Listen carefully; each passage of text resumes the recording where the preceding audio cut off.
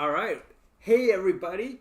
Welcome to the Great Book Camp conversation. This is a fantastic event I've been looking forward to for so long with some of my great bookish friends. We started planning this last year, and it really became more than I expected it to be. So I'm so glad all of you could make it. We got Brandon, Bennett, Usman, Epic.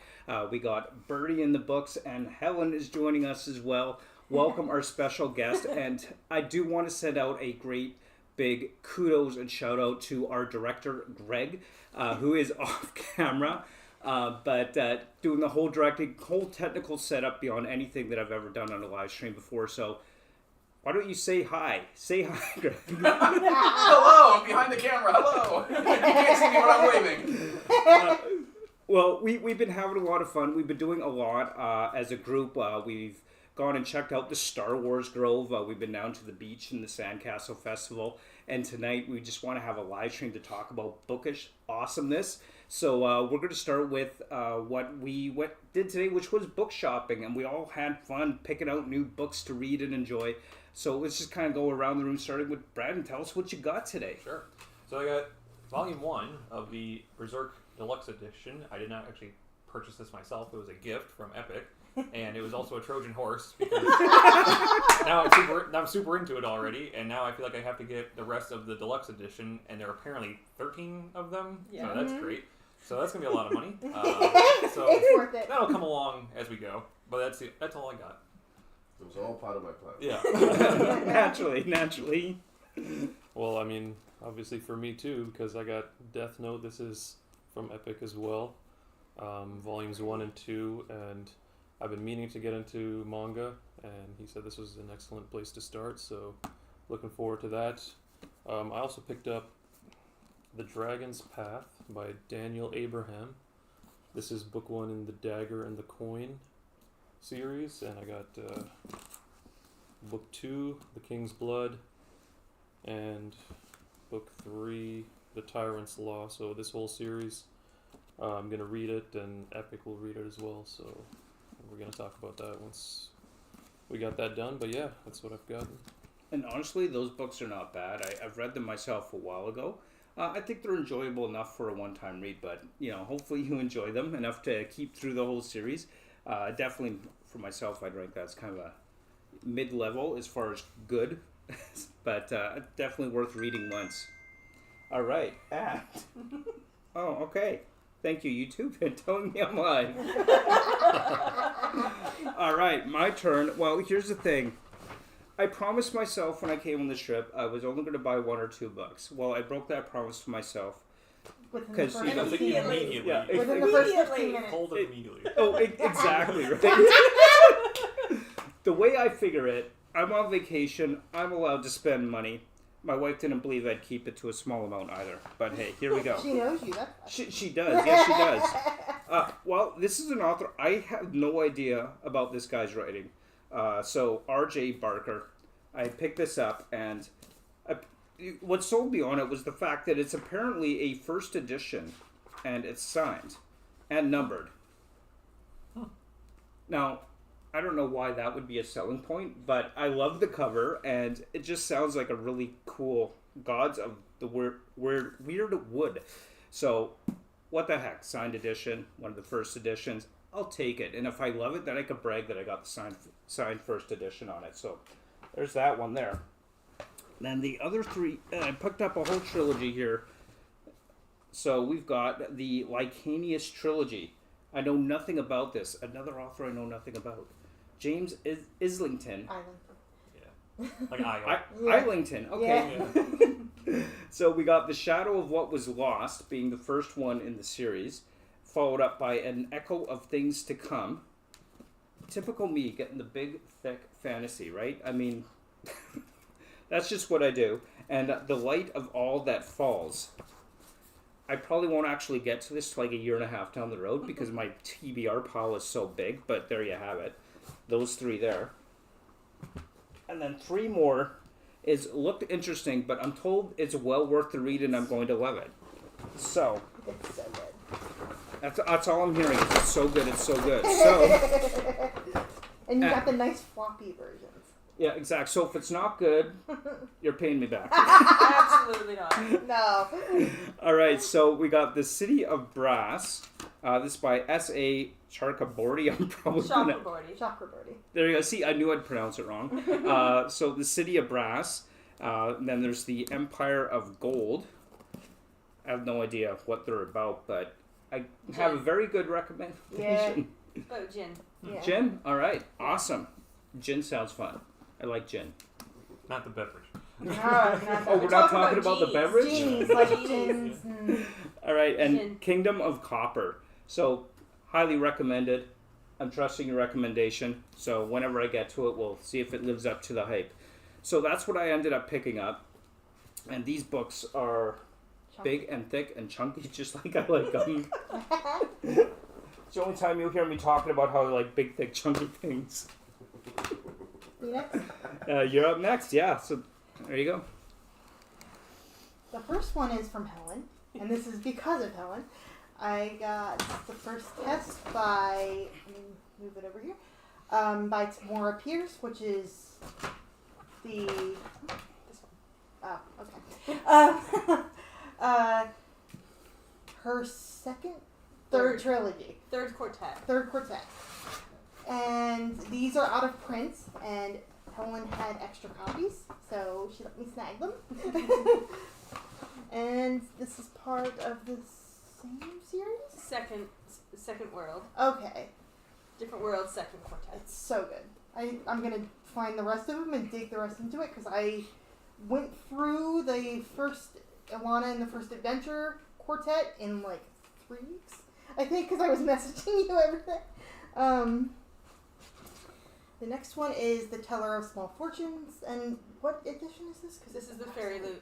Absolutely Fairy Loot gorgeous. special edition. Absolutely. Like, what a gorgeous cover, man. Like, Like, oh, open look up at the- that. Oh my god. No, the like, best show part? the Oh, that is nice. Gorgeous. Go Check ahead. this out too as well.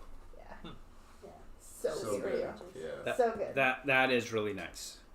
And then the back is really gorgeous too. You know, I gotta say, I like when they print covers like right on the solid my book absolute- That's instead the of on the best. jacket. Yeah. Mm-hmm. It's so much better that way. I wish they did more hardcover editions like that. It's I coming really into do. it again. The Drop of Corruption and what's the first one? Who's that by? My brain is not working. There's a trilogy, but the first two are out, and it's mystery series, but it's fantasy, and they're directly printed onto the cover, and I absolutely love it. So much better that way. Yeah. Yeah. Because when you're reading that hardcover and the jacket keeps slipping, you just I have take- to take it I off. take and it then, off. Yeah. And then the jacket gets damaged Yep, and ripped. It's exactly. like, ugh. And then, shocker among shockers, I bought some classics. We've Never been would have talk- expected that of I you. know, I know, right? Tends to be shocked. But I found Persephone classics because of Miss Helen over here. We've been talking about these for what, over a year? More than that. Yeah. So I purchased the how do you pronounce this? The shuttle. Yeah, that's what I thought. I'm like, am I missing something? By Frances Hodges Bennett, if I can speak.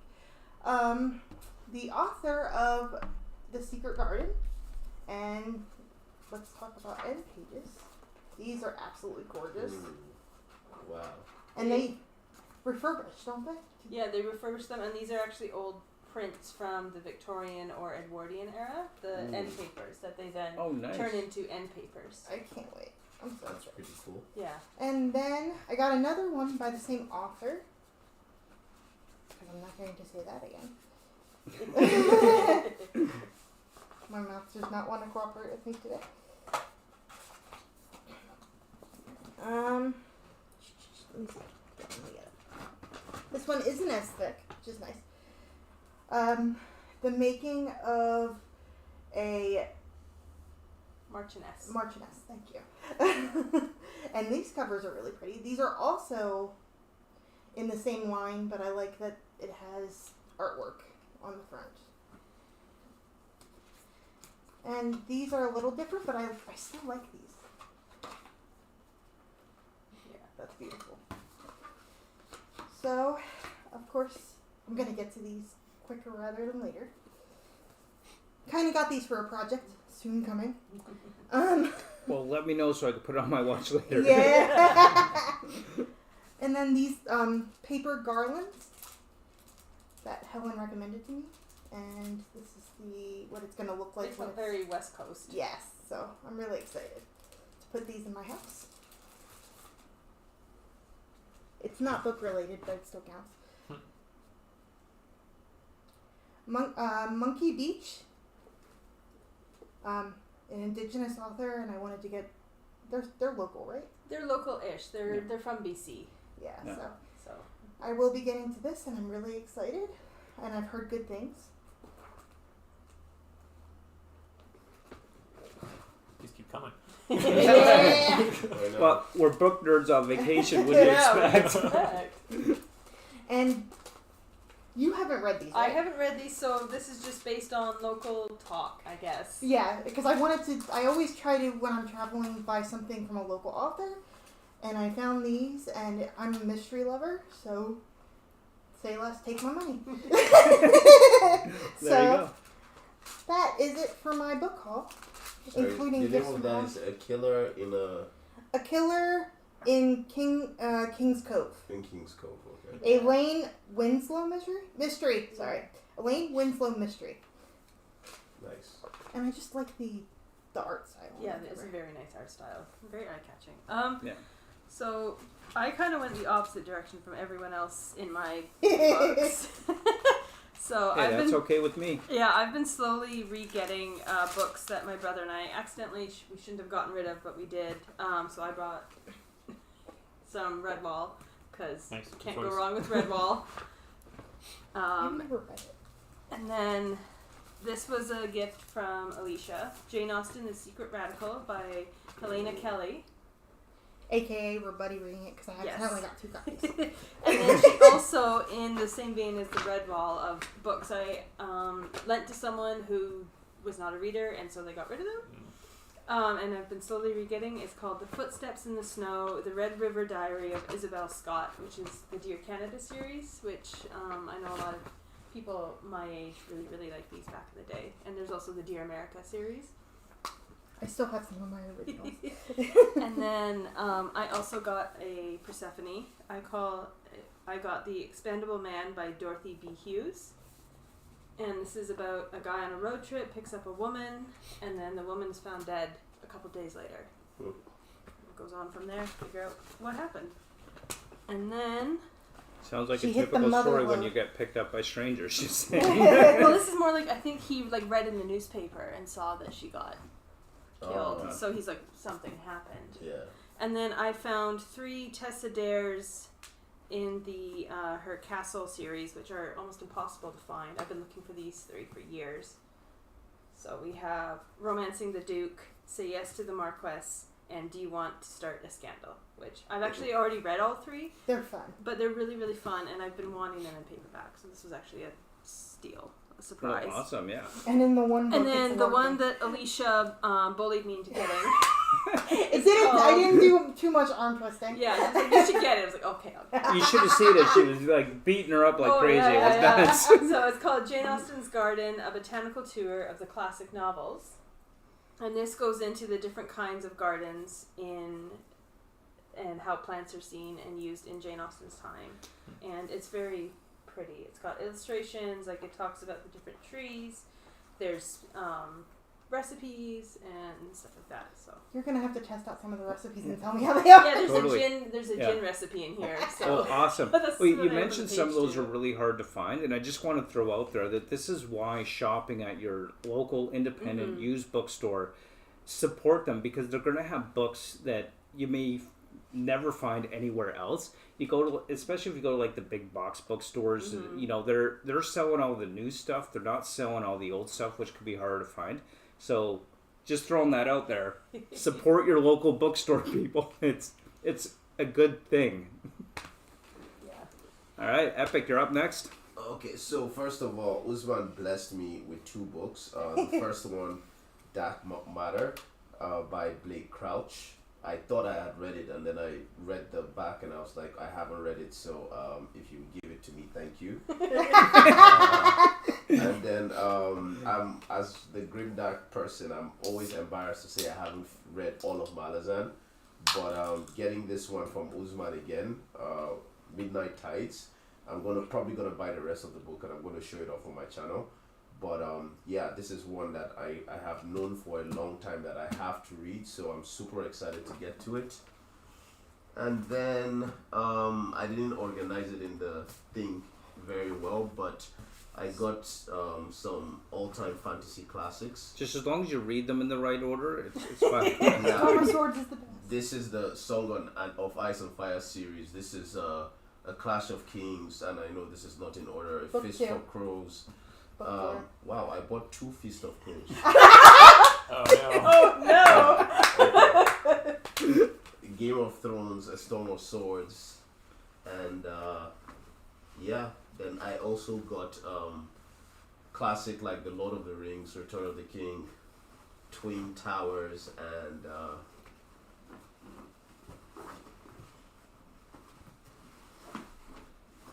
Twin Towers, The Fellowship of the Ring, Twin Towers, and The Silmarillion. Uh-oh. Whoa! Dude, you're Avalanche dropping all your of buds. Because I am doing a character analysis on Sauron, on Gollum, and of Morgoth eventually. So, like, I need to like brush myself up on the lore and all of that. Yes, you do. And then, of course, because I have Narsil and QM on my Discord, I got Beyond Good and Evil because they talk about it all the time, and I love philosophy, so this just like had to happen naturally. But Yeah. I'm gonna give this Feast of Crows to someone, but yeah. I think all you're missing is the last one. Yeah, The Dance with Dragons. Yeah. The Dance of Dragons. I'll Yeah. get it. I'll See, get you it. meant to grab that one, but grab 2 of the other instead. It happens. Well, yeah, thank We're all you. good. Here, we'll figure So, it. of course, what else do you expect when we go into bookstores together? We're all enabling each other, right? I mean, I'm not the honestly, one to ask if you don't want to buy something. I was there, I was like, I should only buy a book or 2, but this whole group said, no, just buy them all. I did not. I tried. All right, I was the good angel, and then they had like 5 bad angels. all right. Well, there you go. The You devil. know, so I'll forgive you for that then, because you have some hot takes on Brandon Sanderson, which we're moving on to next. Okay. Hot takes discussion about what are your hot take. We actually did a whole conversation. It was great. We'll get some content out on that last night where we were all talking about. Everyone says Brandon Sanderson's getting worse, and I'm the only one, but he's not. So let's do some hot takes discussions. This is going to be fun. So with that, let's start with the other side of the room. Let's start with Epic. Let's hear some hot takes from you, man. I didn't think about this before it started. Me neither. You're Dude, okay. we planned this in advance. What is my hot take? My hot take is that a lot of, well, I don't know if this is a hot take, but like I feel like there's a lot of grimdark out there. There's this idea that, you know, grimdark is very popular, and like it's out on shelves, and it's like all writers want to do. I'll argue that there isn't a lot of good grimdark out there right now, and I feel like a lot of it is just tropes being copied over and over again, and it's more commercialized than actually what grimdark is supposed to be. But I don't even know if that's a hot take. I haven't read a lot of grimdark, so I don't know. I say it could Let's take a poll. What does the Um, everyone else think about that? I could see that. I've dabbled in grimdark. Like I know the major players, and I haven't really gotten into it a lot. But I would say that a lot of it does seem, I won't say recycled, but regurgitated. Yeah, very, very recycled, very regurgitated. Yeah. And Yeah. people are like, they like the aesthetic of the grimdark, but they don't understand the emotional core that is behind it. Yeah. Yeah. So Well, I haven't read a whole lot of grimdark, although it's on my list because it's shaping up to be like my favorite subgenre of fantasy. And from what I have read, it seems like there is definitely some really good stuff out there, but there seems to be a lot that lacks deeper like themes and more nuance. It's more like I see a lot of stuff with people writers just writing to have a shock effect, to like just write really dark stuff, and there seems to be a bit of a lack of like meaning and themes sometimes. Yeah. But That's there my is problem with it. yeah. Is that it's just dark for dark's sake. It's That's the- revenge, like porn. Like Yeah. it's Yeah. like that's what it is. Yeah. But And again, it's there like, but there's is nothing. But there needs to be that humanity behind Yeah. it. Yeah. Yeah. Mhm. Yeah. Not necessarily the good of humanity, but like how humanity is. Yeah. Like, Yeah, Yeah, so like everything. I've read some Joe Abercrombie, which is like heralded as like the king of grimdark, yeah. and I just didn't like Joe Abercrombie as much as the grimdark fans were, and I don't That's think a hot take. yeah, Yeah, we just skipped Alicia and I straight to. That's fine. That's a hot Okay. take. right. But honestly, I don't think it's because I don't like grimdark. I love those dark and grim elements within my fantasy books. It's just I didn't like it as much as others. Like I know you love the Joe Abercrombie stuff. I'm like, yeah, it's good, but not as good as it's hyped to be, in my opinion. Is it the But lack it of just- plot? Probably part of it, I would imagine. Yeah. That's my problem with it. Like, Yeah. I don't. Like I need some plot. I don't need it to be all plot because I can. See, I thought it was very plot heavy. One of Yeah. one of my favorite books is when not I read plot. it, I thought it was very So, plot heavy. My impression of like the first law, I feel like book one didn't have a lot of a plot. It was very like That's the only Very one I've read character-driven. is the first There you one. go. So, Mm. Yeah. book two was more plotted, and then book three was very plotted It was all because plot. Yeah. I feel like I feel like he started off as a purely character driven writer, and then as the book became popular and became a thing, then having to like put everything together and finish it, he had to plot. So book three became a lot more organized in a way that's conventional to that type of writing. But I really encourage you to read more. I don't think book one is like the best representation of Joe Abercrombie. I mean, he Well, sets I up do those plan on it, characters. yeah. Yeah, like the Yeah. first book is all set up. The second one is like, oh, you're starting to see things, and then by the third, it's like, oh, I get it. yeah. yeah, Like, so that's why you yeah, did that in book definitely one. going to be So- reading more. I've got a few other grimdark titles on my shelf I haven't got to. A few more Joe Abercrombie, so I'm going to get to it eventually. All right, moving on. Hot takes. Helen, your turn. God. What an introduction to the channel.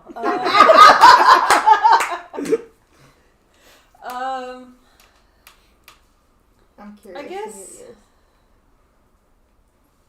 I guess honestly that people pigeonhole themselves into genres, not like I know this sounds like I'm going on you, but I'm not. It's all good. Because I'm thinking of like people that are really right now into romantasy and cozy and stuff like that, which is fine. I love those genres, but as someone that reads almost every genre, like I don't like seeing people that just like that's all they want to read, and it I don't know, it makes me mad, it makes me upset, it makes me sad that they're missing all these great stories that even though because it's not cozy, it's not fun, that they don't want to risk the heartache, I guess. But is it Where's also? where's the heat to that hot take? I don't know, like it's just I don't know, because I do watch a lot of people that read like mostly romantasy or Yeah. mostly cozy or. Do you think that's just because it's popular right now and that's I what's going to think get it's the views? because 100% the yes. world is on fire and And- people need fun and light. And fluffy. I'm Like, My hot take is it's never been easier to be a human on Earth.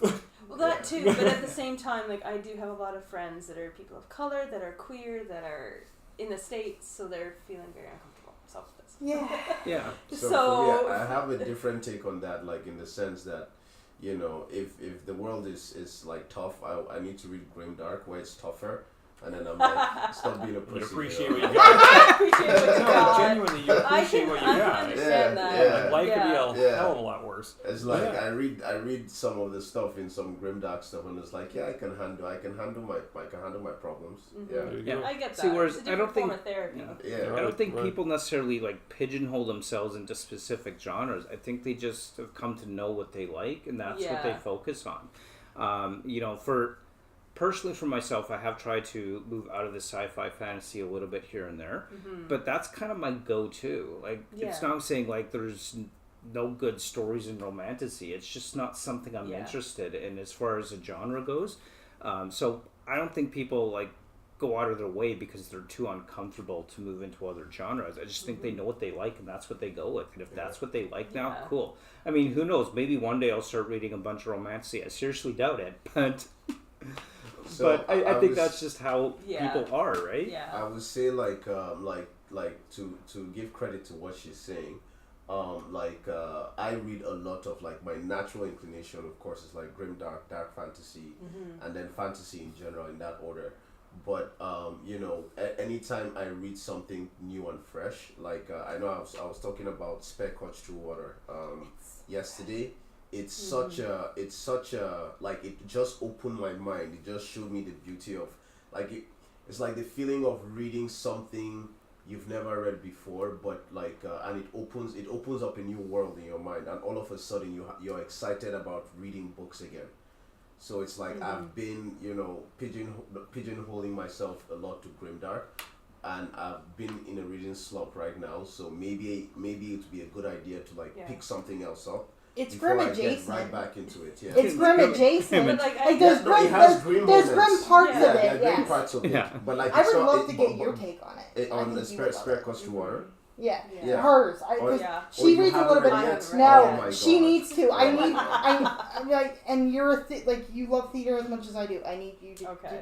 Yeah. Yeah. You need to read this. I will buy it for you if you can't find it. All right, your turn. Hot takes. Kind of going off of what Epic and Helen said, it's like I don't know if it's a hot book take, but it's a hot YouTube take. I don't know if that technically counts. That's fair. Let's That go with counts. it. I mean, it's Go for called it. hot takes, not hot takes for books only. Well, it's a hot YouTube take going off of what Helen said with like pigeonholing, because like you do well because you realize, okay, romantasy gets me all the views, so you end up pigeonholing yourself because it gets you all the views. I'm someone that literally reads a little bit of everything, like Helen, and you don't get a lot of views, and that's okay. But it's just like, and then you see all these people that started a channel 2 weeks ago that have 50,000 subscribers, and you're just like, ah. and it's yeah. The algorithm I don't get gods are Yeah. finicky, and you never Yeah. know what's going to please them. But- Oh, it's I would say though, do those people have a community though? yeah. They have viewers, they have subscribers. I have a whereas- very niche community, but that's fine. Yeah. I'm Yeah. fine with that. No, honestly, personally, I would rather have a good, solid Yeah. booktube community than to have 100,000 subscribers Yeah. and no real community connection. Mhm. Like, hands down, I like not being super popular on booktube and just having that community and friends. This wouldn't be happening if I was disconnected from the community. That's true. What and the number of subscribers is irrelevant to how well you build your community, and so that's kind of my take on that idea. It's that those who are gunning for the algorithm, it's like, okay, well, you do you. I can only imagine you're going to burn out eventually. I refuse to cater to the algorithm. But point Yeah. like 1.1 to that. People are constantly. It's gonna sound like I'm picking on romantasy. I'm not. I enjoy. Go for it. Yeah. I Please enjoy do. an occasional romantasy, but like everybody complains of like I'm reading the same thing. Well, you're sticking to one genre. Yeah. If you want to read something different, kind of going off of what both Epic and Helen said, like broaden your genre. Like I read classics, I read fantasy, I read sci-fi. Am I a little bit more picky about certain things because I don't like certain things in those genres? Yes, but I also I don't like reading the same thing over and over again. I love romance, but I can't read 15 Harlequin novels at the same time because it's like you get burnt out. The third act breakup, I still think it's really stupid. It's not necessary. But yeah, just open yourself up and you might find something else you like. Well, there you go. Yeah. All right. So moving on, my turn for a hot take, and I've already got a lot of flack for this.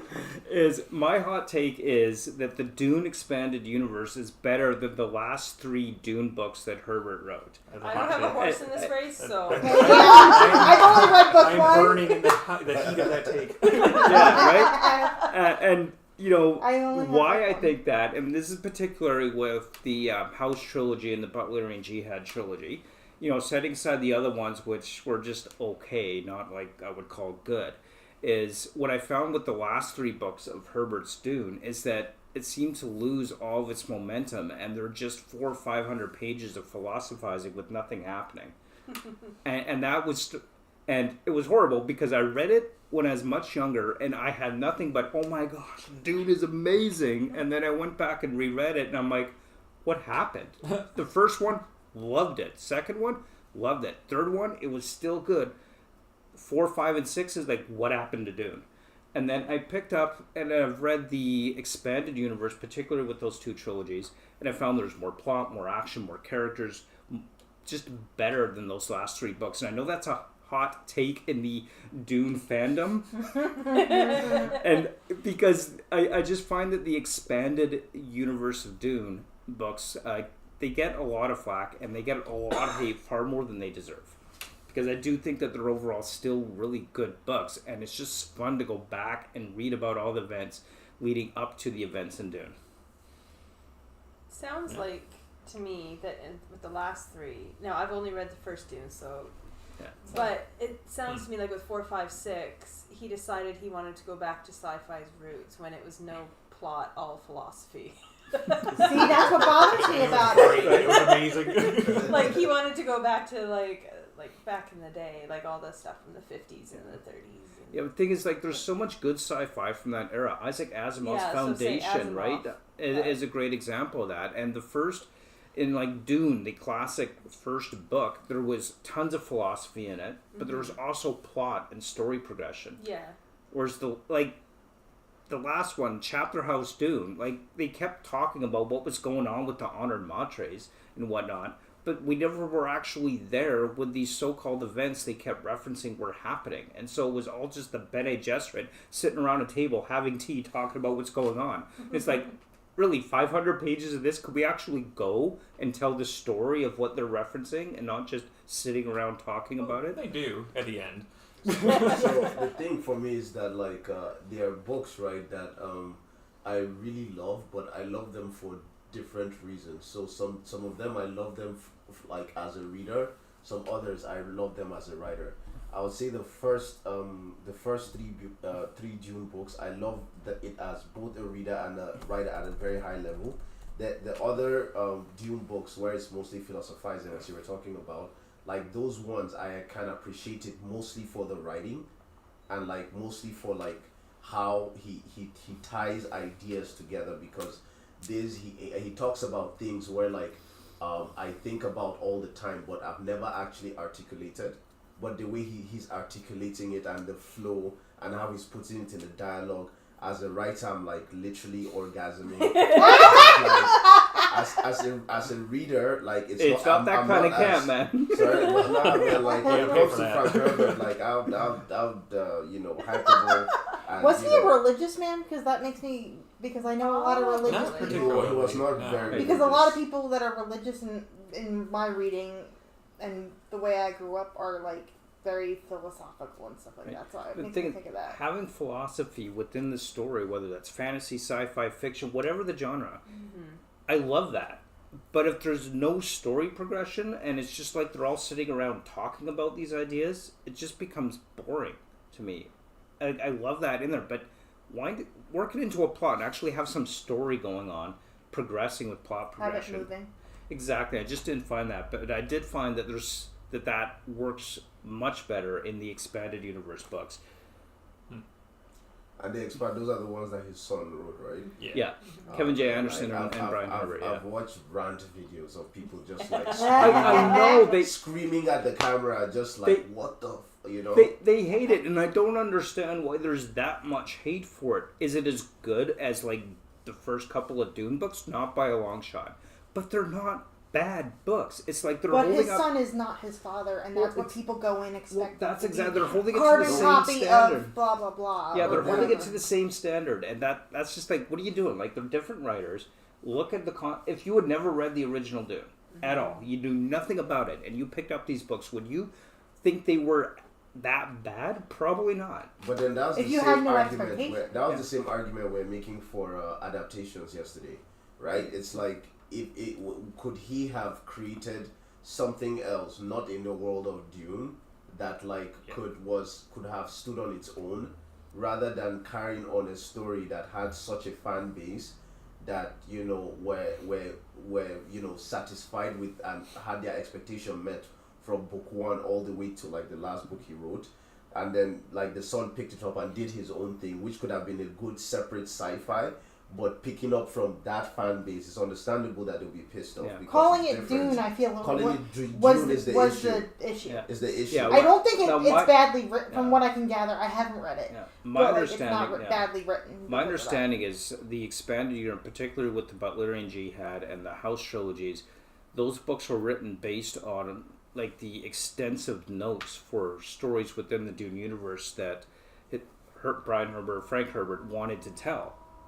Now, it doesn't have to be as good as his father's. I never expected it to be, but from what I understand, those stories were taken from the extensive notes that were already there. So it's not like he was just saying, "Hey, I should write more stuff in my dad's universe." It's like these are the stories my dad wanted to tell, and he set out to do that. Yeah. And the fan base hates it for some reason, and I can't figure out why you think they're so bad. But It there you sounds go. like he went, Christopher Tolkien is doing this, I want to do that, and then it unfortunately kind of blew up in his face. Yeah, basically. That's what that sounds like And to like, me. even if it's just from notes, it's like we can all read the same. If we were all to write a story from like one central, like if there was a note on the table and I showed everyone the note and like, let's write a story based on that note, we'll all write different stuff. Oh, yeah. Yeah. Because So we all it's have like, different views on things. Yeah. views, different experiences, different like Interpretations. So it's like, even if he got it from his father's notes, like it doesn't, like they it's like the connection still might not be there. Be able to create the same kind of connection with the fan base as like the original stuff. Like he might not have been able to like touch on that, regardless. Yeah. Yeah. Yeah, and it's going to be different in the end, regardless how we look at it. And anybody who expects it to be the same, it's like, no, just drop that expectation. All right, moving on. Hot takes. All right, well, I have a couple, but first, let's go back to Sanderson. I knew someone was going to do it. I was expecting Brandon to do that. It's still Hey, you share a name with him, you have to like it. So I'll begin. I'll begin. With Sanderson, I think why I'm hesitant to read more. I've only read like the first Mistborn and Elantris, but I think why I'm hesitant to continue and the kind of vibe I'm getting is his. I'm a big Magic the Gathering fan with the story, like the lore, and the inspiration is a little too on the nose for me with him. Like I just keep thinking back to Magic the Gathering. When you're talking about world hoppers, all I think is planeswalkers and the whole Cosmere with the different worlds and like world hopping and all that stuff is just it's all too on the nose for me with Magic the Gathering, and I'd much rather read those stories because those characters are way cooler. I know. I mean, I can't say that without reading I can't it. say that, but from what I have read so far, the other thing is the magic systems aren't like interesting enough. Now to me. that's a No, hot That is a hot take. take. It's a hot take I love I know that His- everyone that asked me to read Mistborn was like the magic system. Yeah. guy, I mean- the magic I mean, system. look, Yeah, exactly. his magic systems are, they're like unique, right? But when I think of something that's like very, I don't know, what's the word I'm looking for? It's just the aesthetic, like the style, like it just, everything blends so well, and it seems like overall just very cool and interesting. Like it just 'Cause it works. It just works. For me, it doesn't quite work. But you So it said you've doesn't- only read the first Mistborn. And No. Elantris, yeah. So it but- expands way more in the. Oh, it really Rest of does. the My Yeah, it really does. theory is, actually going to support you, as much as I actually do like the Mistborn magic system, is that it's too video gamey. in the sense that you kind of get this tutorial mission with Vin with Kelsier at the beginning of like part 2. You're of the kind book. of right, because that's kind of why I Yeah, don't like it. and I think. I'm fine with it honestly, but I also see why that doesn't work for people. And from what I in hear, book like context. Era 2 is not as good. I love Era 2. I You're will correct, die it is for not- Wax and Wayne. It is definitely not Like- correct. Well, it's more goofy, isn't it? 'Cause I do don't like know, Era it's 1 more better, but I also really like character. Era 2. Yeah. Like, Right? that just all Wayne felt- gets annoying, Yes. admittedly, Oh my but gosh. I loved Era 2 because for me it felt like the character. For me, it was the characters. Like I just absolutely loved Wax and Wayne. I loved the two sisters and how complicated they were and how messy they were. And I just really found You know, I their will back found that up, family. because Yeah. Steris's development from book 1 to 3 Was is I pretty I incredible. loved Yeah. Steris. At first I was like, I don't know about her. And then after a while I was like, I fucking love her. I She would grew die on you. for see, her. to me, that is demonstrating how good of a writing it is. When you Yeah. start with, I don't know about this character, now you absolutely love them. If Yeah. your Yeah. feelings hadn't changed, Well, and their relationship and Yeah. how and if you her hated her, it'd be the relationship same. was The fact that changed. you went from I don't know to each Yeah. much stronger feeling just Yeah. demonstrates how Yeah. effective that character development Yeah. was. Well, So- and I think that also speaks to when Sanderson was in his MCU Phase 2 Yeah. versus his current Phase 4. So Steris was designed to be insufferable in book 1. Yeah. And he was gambling that people would find her not the best to read, but she wasn't as big of a part of book 1, and then expanded her character in books 2 and 3 and made her more likable, and it worked. So that speaks Yeah. to his quality previously, not currently. I So haven't is read that the- your hot take? Well, I want to finish your thought first. Well, Yeah. I mean, that's me really digging for a hot take, all right? I don't really... It's hard for me to come up with hot takes, but that is something that I could support with myself. That's something you Um, can die on. The other thing I'll say, this I can say for certainty is I don't like a lot of not just adaptations, but a lot of shows and movies nowadays. Yeah. I Yeah. just- That's fair. Yeah. I don't watch TV anymore. There you Unless go. it's BBC. Yeah. All right, so moving on. Are you going to do a Yeah. Sanderson hot take or pick No, something else? I pass that torch. I've got a couple. I'll start with that Lord of the Rings. J.R.R. Tolkien would be unpublishable in today's Not landscape this. of fantasy. Oh no. And the majority I heard this of earlier. the majority of fans of Lord of the Rings are fans of the movies, which is deserved. Like, don't get me wrong, not fans of the books. And so this like hype around Tolkien in the modern era is more driven by the films versus the books. And the books are so much slower and drier than modern fantasy that people would look at them and be like, ugh, yuck, what is this? I have to slog through characters talking and philosophizing and singing. And talking about the trees and blades of Yeah. grass and all that. Yeah. You know, so then, so I think it's funny for all the influence that he has, people don't want books that are written like that anymore. So I will agree with that, and I would add to it like something that contradicts it a little bit, but I will agree with it that yes, the writing style, like what publishers are looking for today, and I would say to give the caveat there is like what casual readers of books would enjoy today. Yeah. Like if Tolkien is like it's when I was rereading Lord of the Rings last year, like I was floored, like just, and again this goes back to me enjoying things as a writer and a reader separately, and you know when it comes together where I enjoy it with both sides like equally, it's even better.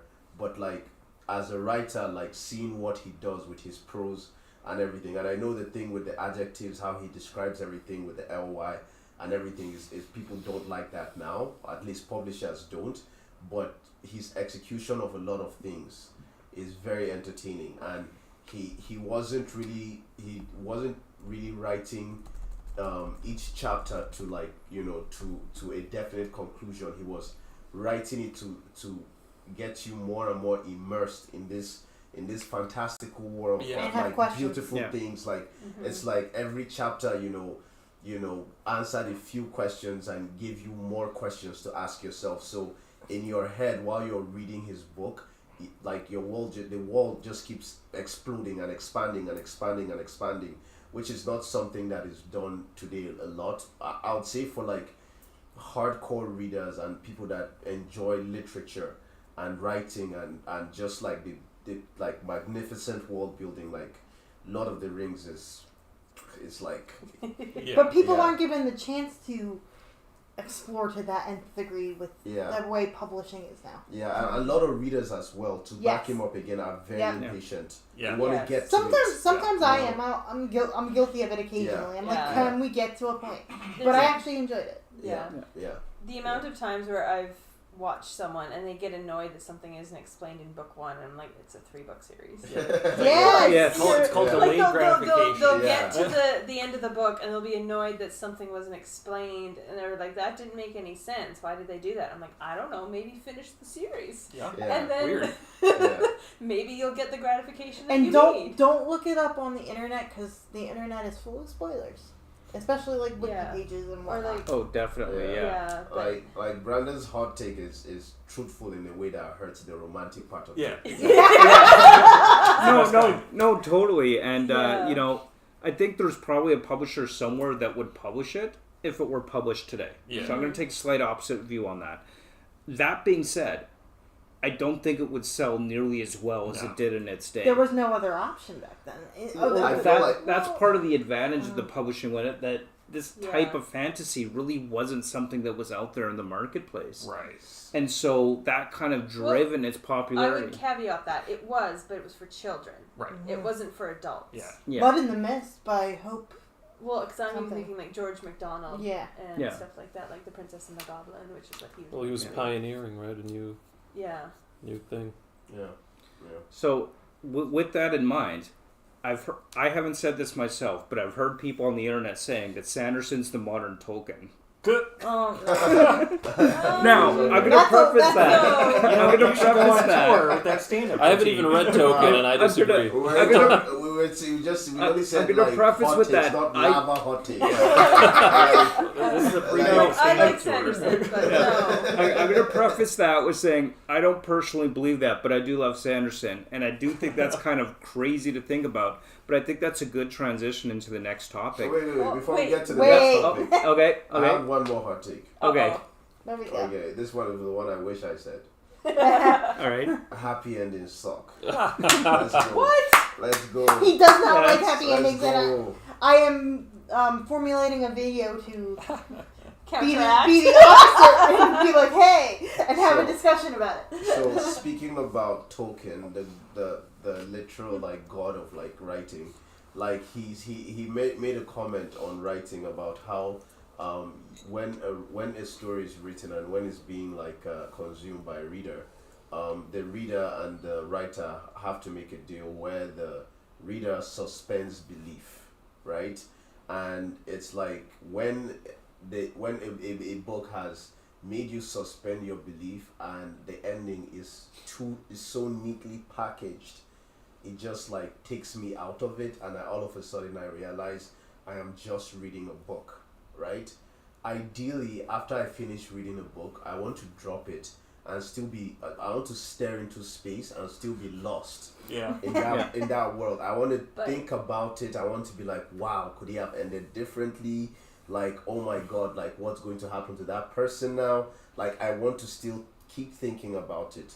And when the ending doesn't have that element because it's so nicely packaged and it's neat, I feel like something essential has been lost. I would say that's not happily ever after. That is just everything has been solved. Yes. Because having read, I don't even know how many romance books that always end in a happy ever after. There's a comfort in that. There's a comfort, but it's not necessarily that everything has found, like, it's, like, everything has been collected. It's that the couple is together, mistakes have been made, but people have learned their lesson and they move on together. So I would say, Happy for now. yeah, it's a happy for now, or it's a now together they are strong as a family, as a friend group, as a couple, or Okay. as a country, or as whatever it is that you're reading. So it's not necessarily that everything has been settled and there's no mystery of what could happen next. Just like up to that point. Yeah, it's just up to this point everything is good. So I'll say let me somebody- ask you a question. Okay. Well, I would say somebody who really agrees with you though is George R.R. Martin, because Yeah. A Song of Ice and Fire came from him saying, Lord of the Rings wraps up too easily and too happily. Yeah. And what is Aragorn's tax plan as a king? How's he going to feed Yeah. the orcs, the surviving orcs? Yeah. So so that's why A Song of Ice and Fire takes place post Robert Baratheon rebellion, and Robert Baratheon is king and kind of a scumbag, but like everybody else in that universe, because he's more concerned as a writer with the what happens after like the heroic campaign and you beating the bad guy. How does life go on for the average person? Or how do you pick up from Yeah. Yeah. Exactly. So my question, for instance, is that like even when we come to like romantic stuff, right? Just in terms of, and this is hardly an argument I make based on like popular opinion or like a popular reaction, but when you look at stories like Titanic, right? Like That is not a romance. it is a romance. No, it's not. It is a Absolutely romance. romance. No, it No, isn't. It has It's romantic romance. elements. It's No. absolutely It's romance. romance, yeah. Okay. No, it Okay. is not. That's another hot take we can discuss.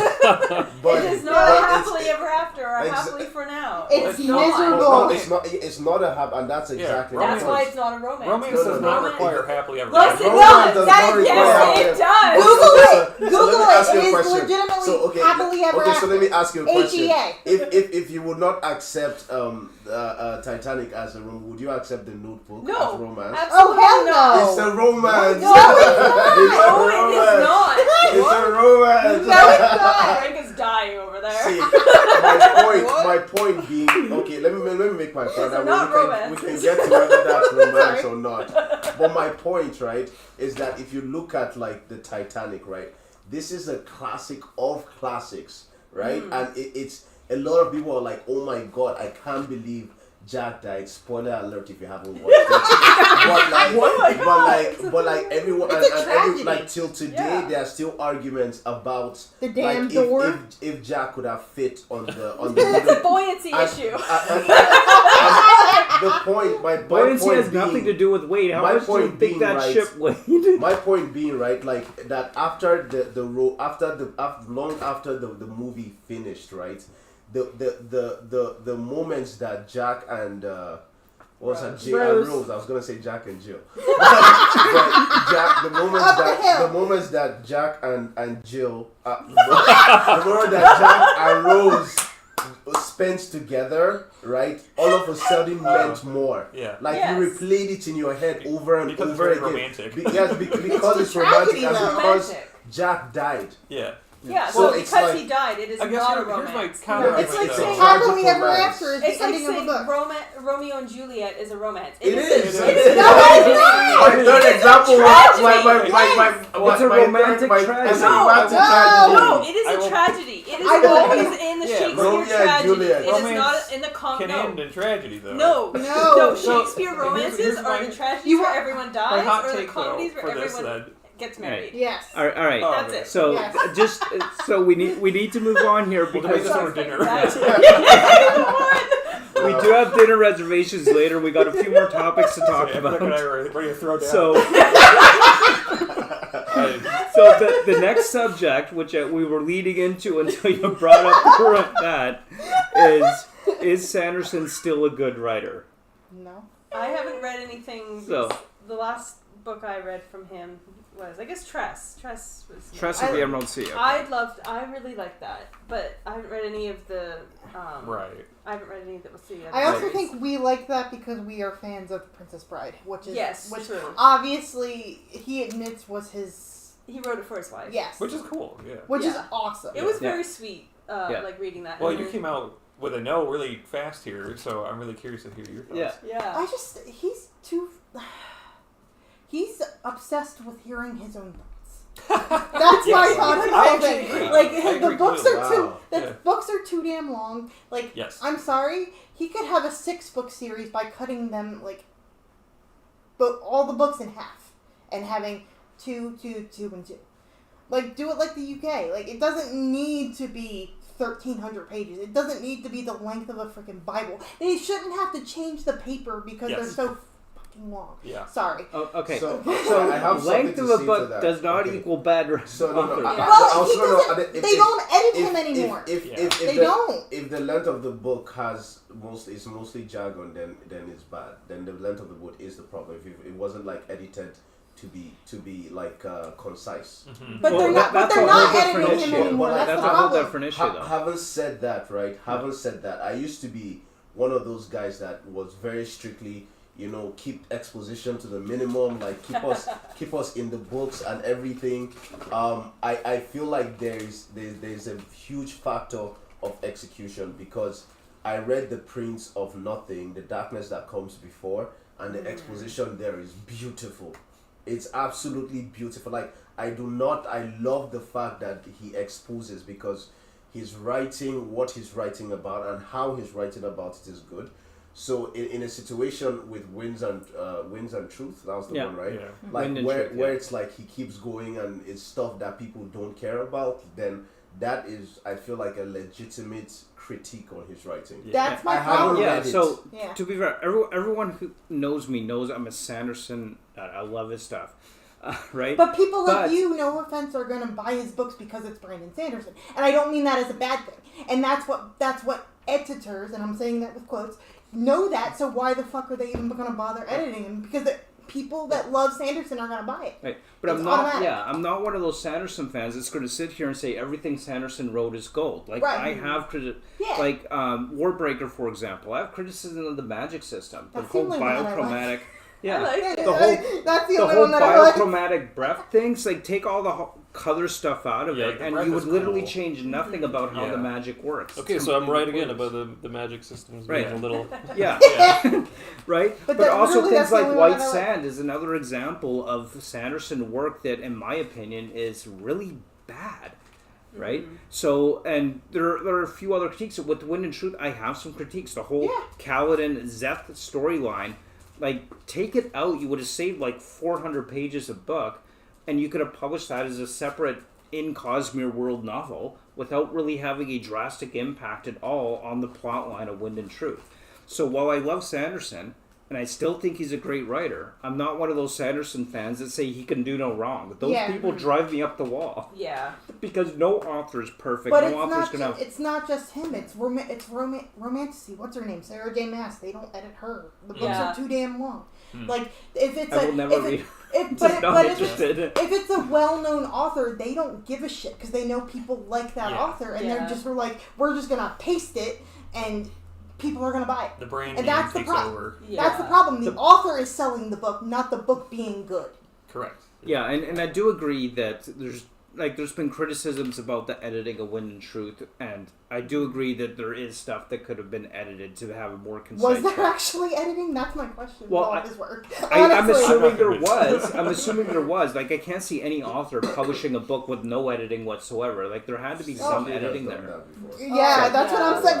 Guys, we literally took the thing out of my What was it, the Langoliers or Yeah. whatever, that he wrote high off cocaine and then published it? What was it? Cocaine Yeah. acid or something? Right. It was something. It was something It was- weird. It So- was like, you're gonna die yeah. today, sir. So I'm like an outlier in this group. Like, everyone seems to think Sanderson's going downhill. I think that think so. Sanderson isn't going downhill. Every author has those ups and downs in their career and their writing style, and I think that, we can't look at where it's gone with Wind and Truth, which seems to be the focus of a lot of that criticism right now, and just go, oh, that's it, Sanderson's He's going allowed down. one bad book. Well, Yeah, like- well, Like, Well, I read that there's much. there's so. still so much more to come that we really can't judge at this point if whether he's really going downhill or I not. I have a will question say for you. something. Okay. Yeah. I have a question for you. I understand that it's book 5 of 10, but we're talking that he's gonna publish those 10 years from now. If you end on a bad book, people are gonna be like, I'm done. If you make them wait that long, and the ending of that book, whatever, book 5, people aren't gonna care to pick up book 6. well, they'll care As because long he'll as have it's not other a books. happy ending, I He'll think. have he'll have other books and other stuff in Yeah. between, so that'll keep Like, them. I themselves. don't know. Yeah. It's like, if you're gonna make me wait 5 to 10 years for the next book in the series, hence George R. R. Martin, which I'm very angry about. 14 years of counting. But it's just like, I don't know. It's just, I understand why people are pissed because those books are long. Yeah. It's a huge time commitment, even if you're not as much of a reader as I like love people long on book books. 2. So, I'll- well, But I'm saying you're not the normal reader that goes to Barnes and Noble and just picks up a book and goes, "Oh, this is interesting." I've got a really You- long. you No, are- that's fair. you're an If active- if you had never read Sanderson and walked into a bookstore and the first thing you're seeing are the Stormlight Archive books and you want a fantasy book, chances are you're not going to grab that right away because you're like, I don't know if I'm ready to commit to something 'Cause that it's big. And I huge. totally get that. Yeah. But I think that's, in a way, kind of the strength of the Cosmere is that those books really do cater to that audience because those that are getting to that point already know Sanderson. Yeah. They know his works.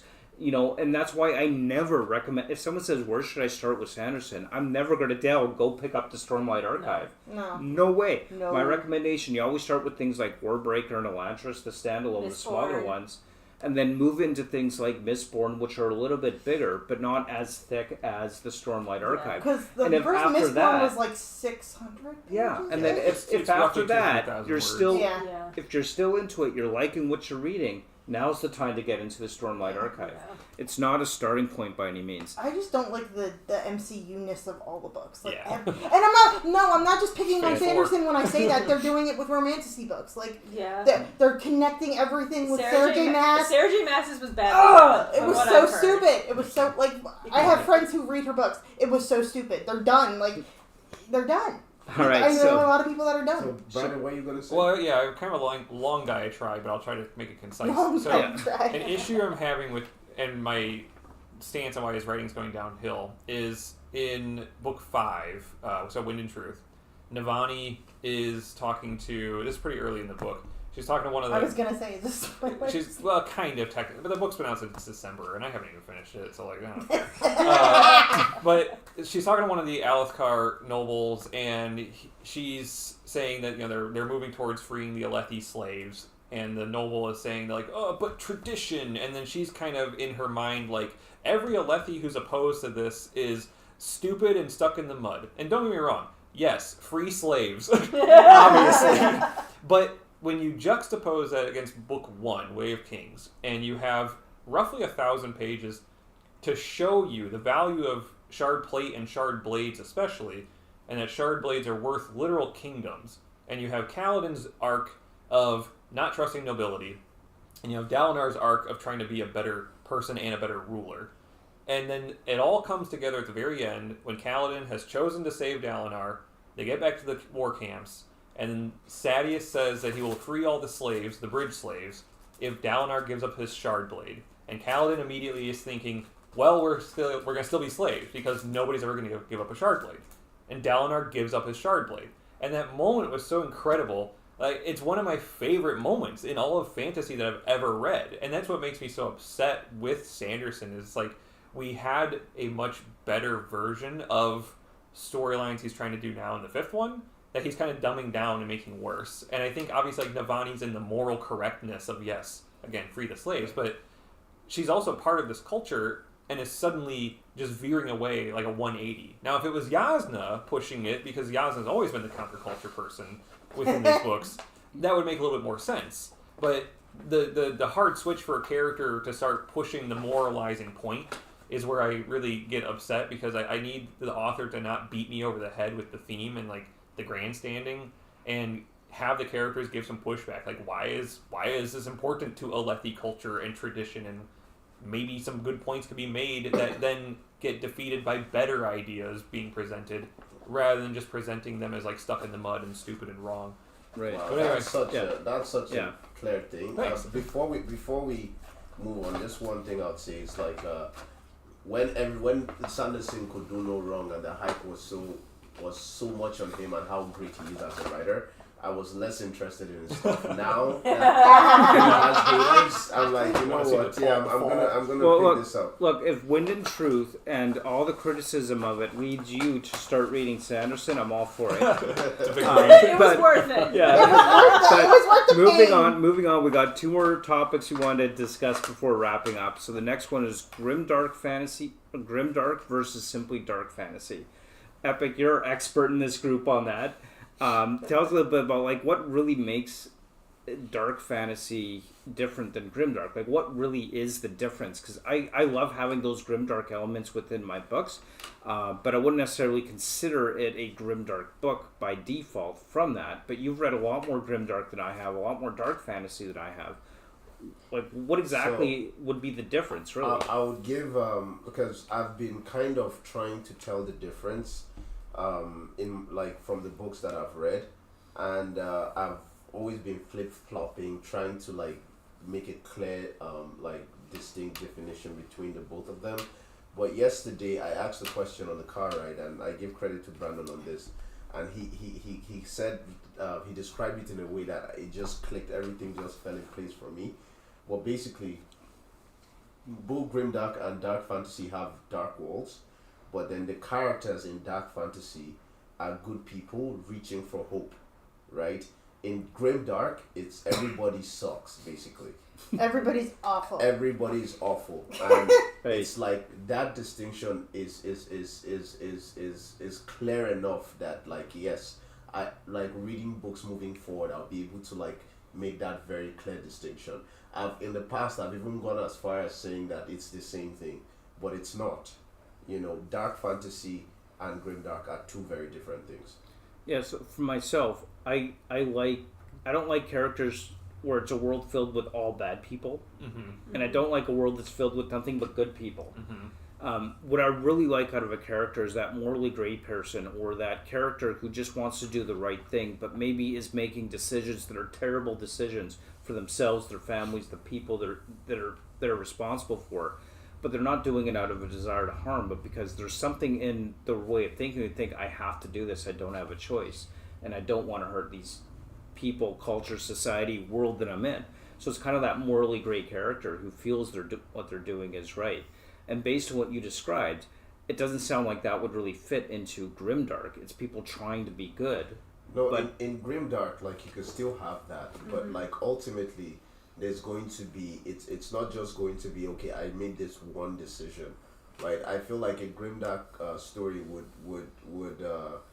play with that character getting corrupted, you know, and you know will put you in a position where you still root for them because like you know where they're coming from, but if you looked at them objectively, they were getting more and more corrupt. so And, like Anakin Skywalker in Star Wars. pretty much. Yeah. Pretty much. Yeah, but then every character. Yeah, but then every character. See, yeah. that I think would and drive every me up the wall. I yeah. to have every character that way. It's like, Well, come on, but give they're me a all good corrupt- mix, right? But they all become corrupted in different ways. Like this person is wrath, this person is greed. Yeah, And then it's how do they interact and get what they need or what they want from each other. yeah. Is And it it's- more it's nuanced? like, it's Is like, that why? and there's something else that Grimdark plays with, right? And for me, it's not just like, oh, I love characters getting corrupted. It's not just about that. It's like how many times in life have you wanted something, right? And then when you get there, right, you want something else because you're a different person from who you were when you first desired it, right? So it's like these characters that are getting corrupt, the goalpost is changing, and you understand why it's changing because of the circumstances that they've been put in and how their mentality has developed in context to those circumstances. So for me with Grimdark, it's like the like moral arguments aren't made from an absolutist position. It's made from a position of compromise, which basically reflect like reality, like from my experience, like closer. Which is why for me it's more intimate because I can dissect even the littlest things, and you know enjoy the story for those nuances in decisions and like character and character development as well. Yeah. So it's Grimdark offers that kind of nuance. Like a dark fantasy book, for instance, would be, you know, like a character Melta. insisting on doing, on being good no matter what. Like it's like this is my stance, and yeah, they might do like bad stuff here and there, but you know the goalpost for them, in terms of like where they are trying to the utopia or like the world or like the results, the glorified results they are trying to get remains constant, even though like you know. So it's a different kind of mentality, and there are people like that who exist where it's like this is what I want, and then you know they do Whiners. everything, Yeah. and then they end up there. Yeah, because for me, like when I look at storytelling, and especially when we look at our own world, I've always felt that the people the people we consider to be the worst people in history were acting out of a sense that they honestly believed what they were doing was right. And that's what makes them so terrifying. Mm-hmm. And when we see that in a character, it just, I love seeing that in a character that honestly believes what they're doing is right. They believe they're doing something for the greater good.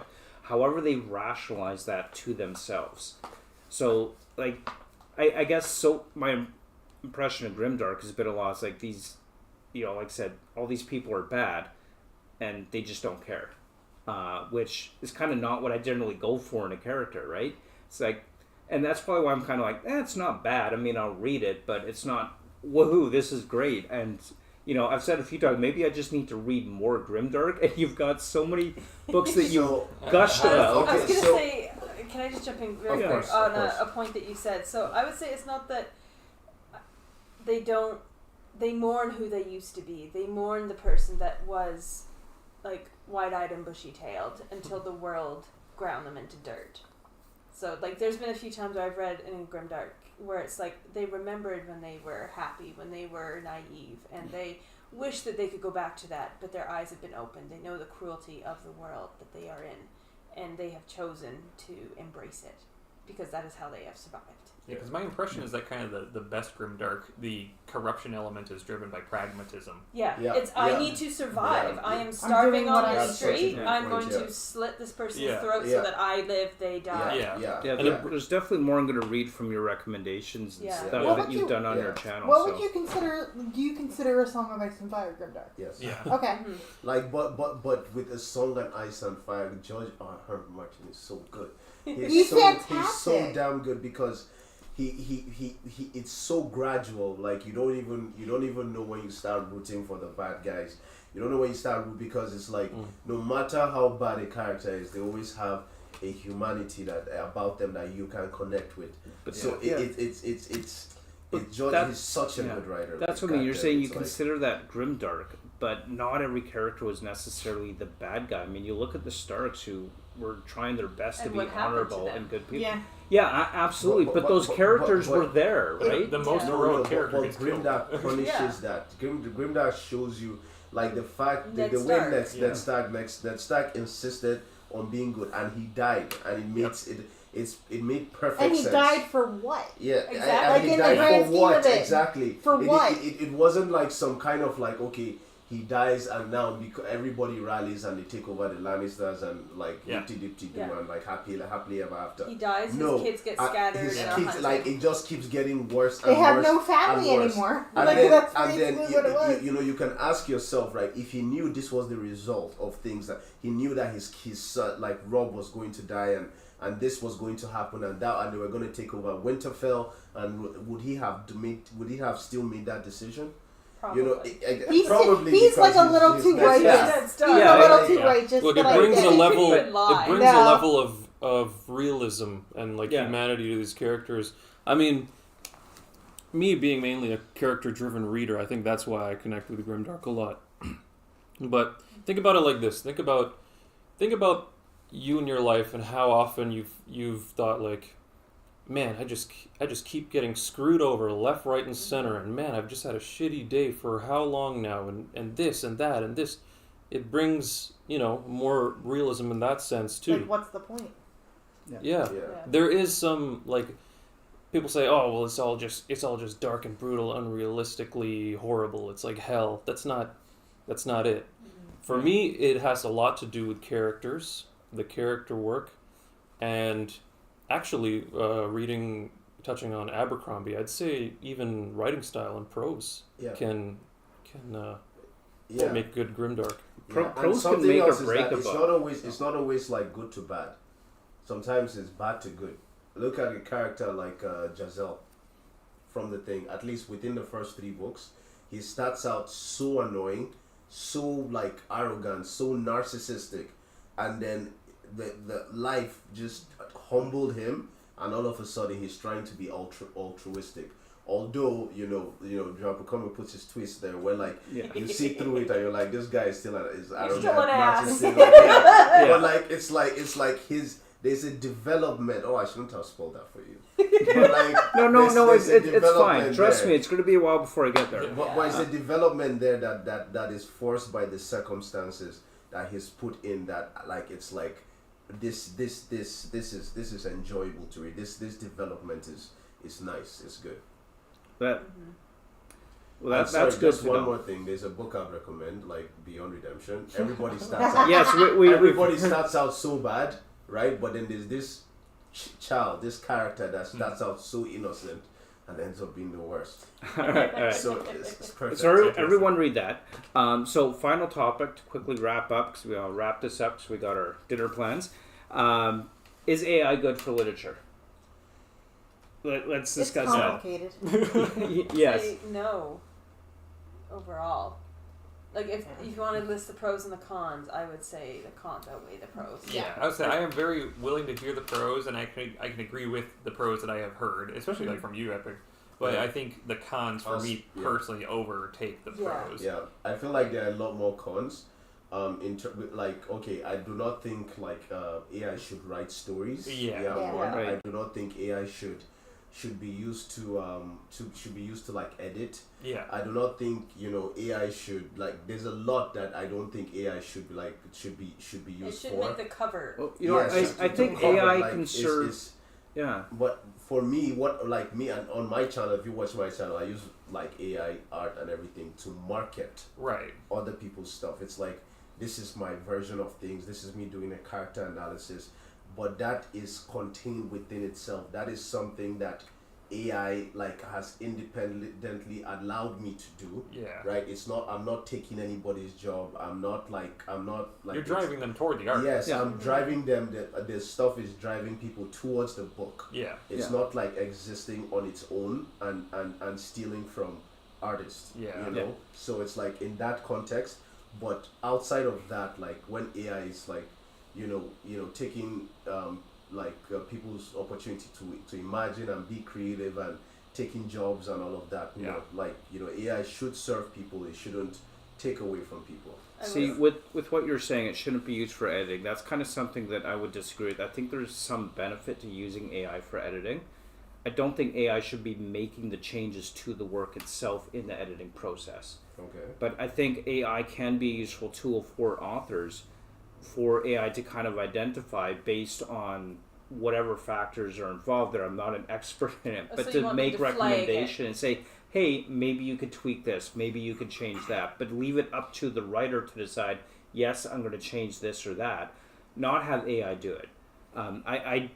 I'm of the mindset that I wouldn't consider a book written by AI to be literature, and maybe that's They're a already hot take. writing children's books like that. Yeah. with Yeah. AI. Because Making where a I'm lot of coming money. from, art is an expression of the artist, and I just can't conceptualize an idea where a computer is an artist. The expression of art comes from the human imagination and intellect, and for a computer to do it, especially with how AI is now, they're not really creating anything new. They're taking it from input from a variety of sources, and there's a big issue with AI and copyright and all that kind of stuff right now. So they're not really creating anything new. They're taking from stuff that's already been created by people. And so to have an AI write a book, no. Like if I know a book is an AI written book, I don't care how good the premise sounds, I'm probably never going to buy or look at it. I just won't. And blacklist that author.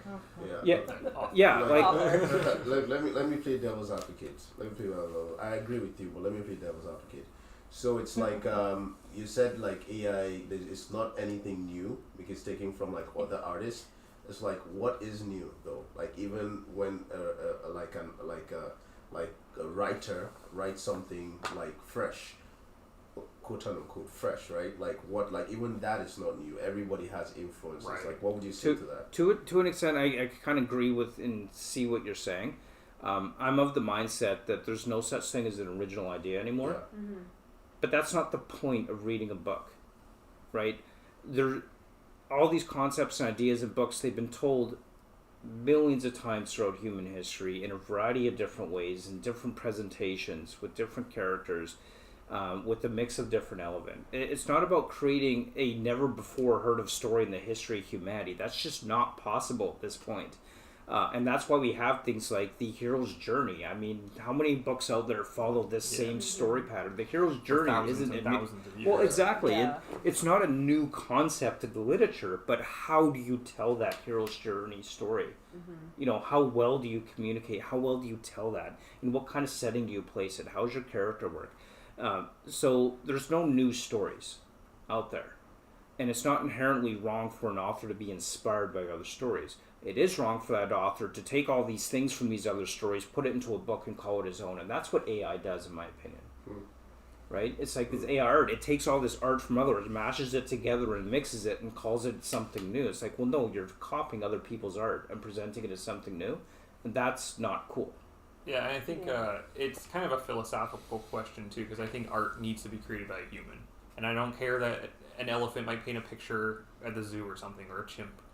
Humanity makes art. But at least an elephant has a brain and can have expression. But yeah, it's not a for computer me, algorithm. For me, it's like humanity makes art. And I say that because, you know, we're ostensibly the most, like, developed species to ever exist in, like, known existence. So, therefore, we're allowed to decide what's art.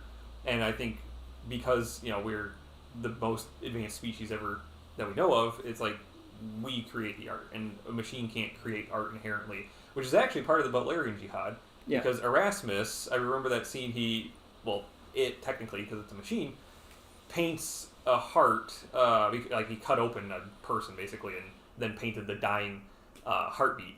And it's incredibly detailed and whatnot, but it's not art. And Erasmus, as a machine, recognizes that it's not actually art because there's no emotion. It's and like feeling taking a behind it. picture of something and say, look, art. And iRobot does this as well, obviously, where you know you can have in the movie, which actually I think the movie is better than like people give it credit for. But Will Smith's character says that you know a robot can draw something out, but that doesn't make it art. And I think that's kind of where the AI thing is. There's a scene in iRobot the movie where Will Smith says that Cyberdyne should use a commercial where you've got like a carpenter making a chair, and then you have a robot make it in half the time, and then say like, or Globodynamics spitting on the little guy. That's exactly how I feel about AI art, like art taking over from. Yeah. But at the same time, it's you know, as a person, you need to be more discerning as well. If I've heard this excuse that AI has made art more accessible, but art has always been accessible because it just requires imagination and you know grit, basically, just perseverance to get better at it. Yeah, and I Now would that's argue part of the AI. thing that gives it its value. Yeah, I would argue exactly. AI can't make art more accessible because AI can't create art, as far as I'm Yeah. concerned. Yeah. Right, so it's not making it more accessible at all. And you know, while AI is a incredible technology that can have so much benefit and make things so much better in a lot of ways, it can. There's also potential for AI to make things worse. Yeah. And that's kind of the problem with developing a technology that has the ability to learn and, you know, think for itself.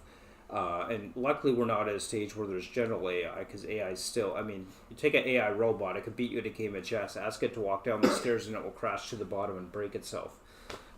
Right? Like AI isn't as smart as we like to believe it is, but it is a tool that does have some incredible potential. And I just don't want to see AI starting to create, whether that's, you know, paintings or books or literature or movies, whatever the art form, and then I say, look, it's art.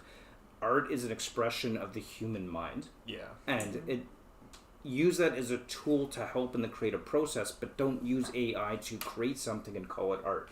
Let me ask you another question. So, what do you posit from the inevitability of it? Because it's not going to go anywhere. First of all, No, it isn't going anywhere. Yeah. It's First of only all, gonna it's get more It's only complicated. going to get more complicated and more integrated into like everything. Because it's like there's a thing right now. It's like ask ChatGPT. Like, and it's too convenient to not do. Like, even at my workplace, we have like all this stuff where we're talking about using more AI to like make processes more efficient. Oh, in And every all of- so workplace, it's like, yeah. Yeah. It's well, like, what are you going to do with the inevitability of it, basically? That's a question I can't answer because I don't know where this is going to go. I know what science fiction says it's going to go, And in some sense, science fiction is pretty good at giving ideas to the people creating it. They say it predicts the future. I don't think sci-fi predicts the future. I think sci-fi plays with ideas, and then somebody somewhere who's in that field of research says, what if? And starts researching that. It inspires these ideas.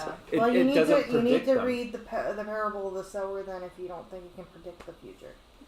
Yeah, That so, one is eerie. Yes. but where AI is going to lead, to say, to answer that question, I don't think I can, because I don't know where this technology is inevitably going to lead. I know it's going to continue to progress. It's going to continue to have an impact on how we work, live, and play.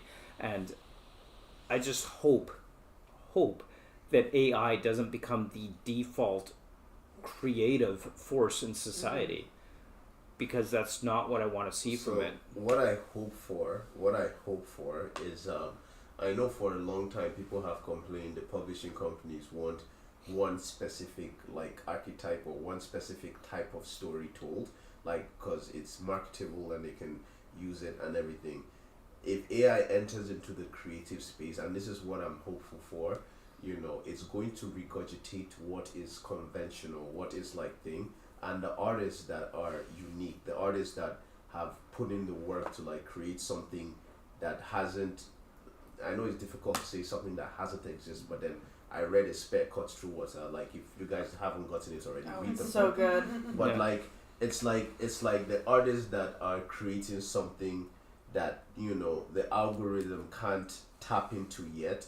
Those are the writers that will stand out, and those will be the writers that I feel like give them, because even today I feel like those writers exist, but in the indie world, but they don't have the real estate to gather a real audience. So I'm hoping that AI inadvertently elevates art, because now you can just, if it's basic and it's repeatable and it's people have done it 1 billion times, then it's just going to be there infinite, and people will get sick of it. And then real, I don't want to say real artists, but artists will be forced to start thinking more uniquely Outside the box. their stories Absolutely. and art and all of that. And that's where self-publishing, I think, is going to be really important as AI becomes more prominent in so-called creation of art. Well, and then there's also AI can't predict the trends that people naturally fall into, right? AI will still be regurgitating. I think it probably can, based on scanning the internet and see what's going on and maybe, predict. but maybe not. Well, Because of course, every that's now and not then, predicted. but then That's one not book predicted, that's will come already out of existed. It's nowhere. only responding to the Yeah, it's only responding responding. to it. It's not creating the trend. Whereas, for me, what really broke the trend was reading the Fifth Element, the fifth season. Yeah. Fun sci-fi movie, though. I love The Fifth Element. But the fifth season by N.K. Jemisin, for me, It's that fantastic. just broke through every mold that I've ever read in a book. And there's no way AI could have predicted that. And that led into a brand new era of fantasy that we are in today. So there's no way AI could have created that. No way for now. It seems to be getting better all the time, and that's what worries me in that sense. But I will say, though, as someone who has actually lost my job twice to robots, not necessarily AI, but to robots, there are certain things, even in that realm, that people still do better. And this was over 10 years ago. 100%. This was well over a decade ago. And it's yes, we do have the robots, but we still need a human on the floor. Absolutely. And this is dealing with animals, so it's a very nuanced thing. So robots can only take us so far, and this was 10 years ago. Yeah. More than 10 years ago now. 20 years ago. So yeah, 100%. I think that's a great note to end it on. So this has been a lot of fun. Thank you, all of you, for joining me here today. Really appreciate you coming by and taking the time, the travel time to come here and join it. This has been awesome. I'm so glad everyone's been able to come and join us. And thank you, Greg, for being our director and getting this all set up. Round of applause to Greg. With that in mind, I just want to say, make sure you subscribe to everybody's channel here. I put the links down below. For those of you watching on the replay, love to hear your thoughts on this. And thank you again so much for joining me here. This has been awesome, and I really hope we could do something like this again. And with that in mind, thank you all for watching, and until next time, keep on reading. Bye!